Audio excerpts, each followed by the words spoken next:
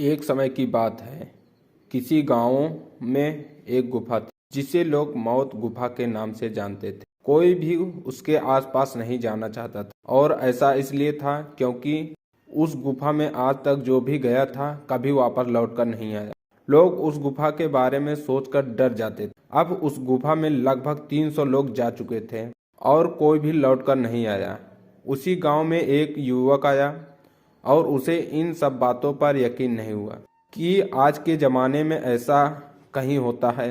उसने तय किया वह उस गुफा में जाएगा, पर जैसे ही गांव के लोगों को ये पता चला कि वह युवक उस गुफा में जा रहा है, तो सब उसके घर के पास इकट्ठे हो गए और उसे समझाने लगे कि तुम आखिर क्यों जाना चाहते हो। अगर गए भी तो लौटकर वापस नहीं आ पाओगे। पर उसने उन सब लोगों की बात नहीं सुनी और अगले दिन सुबह ही वह उस गुफे की तरफ गया और गुफा में अंदर जाते ही कुछ आगे जाने पर बहुत अंधेरा। धीरे धीरे वह गुफा में काफी अंदर आ गया। तभी उसके लगा कोई उसका पीछा कर रहा है और किसी ने पीछे से उसे धक्का दिया। युवक ने पीछे पलट कर देखा तो वहाँ 4 आदमी खड़े थे। वो उसे बंद कर एक जगह ले गए। उसने देखा वो जगह बहुत ही अच्छी थी और सभी सुख सुविधाओं से सुसज्जित। उन 4 आदमियों ने उसे बताया, हम सभी भी इस गुफा में आए पर यह इतनी सुविधा देखकर यहीं रुक गए। तुम्हें डरने के लिए हमने तुम्हें धक्का दिया।